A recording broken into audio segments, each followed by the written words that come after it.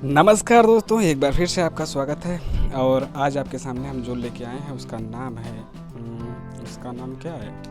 उसका नाम है धूमिल की कविता। धूमिल की कविता जिसका नाम है मोची राम। ना ना ना ना नक्सलबाड़ी, इसके बाद मोची राम होगा।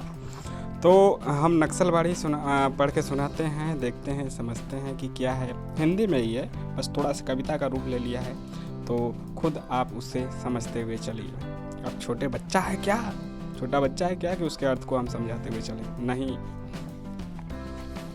तो सुनिए, शुरू करते हैं। सहमति नहीं या समकालीन शब्द नहीं है, इसे बालिगों के बीच चालू मत करो। जंगल से जिरह करने के बाद उसके साथियों ने उसे समझाया कि भूख का इलाज नींद के पास है। तो इसमें व्यंग्यात्मक टिप्पणी भी कही गई है। राजनीतिक और सामाजिक सांस्कृतिक जो लोगों पे है उस पर चोट की गई है। जो व्यंग क्या होता है, जो चीज़ें हैं जो ठीक ढंग से नहीं चल रही हैं उसी पे तो व्यंग होता है, तो उस पर भी है। तो नक्सलबाड़ी याद रखिए, नक्सलबाड़ी शीर्षक है और लेखक है धूमिल। तो फिर से उसको हम दोहराते हैं। सहमति नहीं यह समकालीन शब्द नहीं है, इसे बालिगों के बीच चालू मत करो।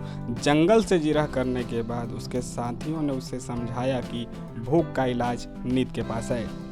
मगर इस बात से वह सहमत नहीं था। विरोध के लिए सही शब्द टटोलते हुए उसने पाया कि वह अपनी जुबान सहुआइन के जांग पर भूल आया है। इसमें भी व्यंग है कि मतलब कि जो उसकी मन बुद्धि मस्तिष्क हृदय है वहाँ पे है। फिर भी हकलाते हुए उसने कहा, मुझे अपनी कविताओं के लिए दूसरे प्रजातंत्र की तलाश है। सहसा तुम कहोगे और फिर एक दिन पेट के इशारे पर प्रजातंत्र से बाहर आकर वाजिब गुस्से के साथ अपने चेहरे से कूदोगे और अपने ही घूसे पर गिर पड़ोगे। क्या मैंने गलत कहा? आखिरकार इस खाली पेट के सिवा तुम्हारे पास वह कौन सी सुरक्षित जगह है जहां खड़े होकर तुम अपने दाहिने हाथ की साजिश के खिलाफ लड़ोगे? यह एक खुला हुआ सच है कि आदमी दाएं हाथ की नैतिकता से इस कदर मजबूर है कि तमाम उम्र गुजर जाती है, मगर जो अपना नृत्य कार्य है वह सिर्फ बायां हाथ होता है। यहाँ पे कुछ और शब्द का इस्तेमाल हुआ है, उसका हम नहीं कर पाएंगे क्योंकि वह जनहित में जारी नहीं किया जा सकता। हवा भी बुझ चुकी है, सारे इतिहार उतार लिए गए हैं जिनमें कल आदमी अकाल था। वक्त के फालतू हिस्सों में छोड़ी गई पालतू कहानियाँ देश प्रेम के हिच्चे भूल चुकी है और वह सड़क समझौता बन गई है जिस पे खड़े होकर कल तुमने संसद को बाहर आने के लिए आवाज़ दी थी। जिस पर खड़े होकर कल तुमने संसद को बाहर आने के लिए आवाज़ दी थी, नहीं, अब वहाँ कोई नहीं है। मतलब की इबारत से होकर सब के सब व्यवस्था के पक्ष में चले गए हैं। लेखपाल की भाषा के लंबे सुनसान में जहाँ पालो और बंजर का फर्क मिट चुका है, चंद खेत हथकड़ी पहने खड़े हैं और विपक्ष में सिर्फ कविता है। सिर्फ हज्जाम की खुली हुई किस्मत में एक उस तरह चमक रहा है। सिर्फ भंगी का एक झाड़ू हिल रहा है नागरिकता का हक हलाल करती हुई गंदगी के खिलाफ।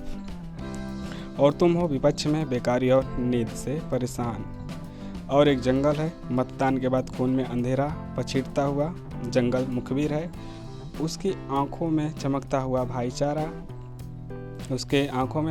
हुआ भाईचारा किसी भी रोज तुम्हारे चेहरे की हरियाली को बेमुरव्वत चाट सकता है। खबरदार, उसने तुम्हारे परिवार को नफरत के उस मुकाम पर ला खड़ा किया है कि कल तुम्हारा सबसे छोटा लड़का भी तुम्हारे पड़ोसी का गला अचानक अपनी स्लेट से काट सकता है। क्या मैंने गलत कहा? आखिरकार। तो यह थी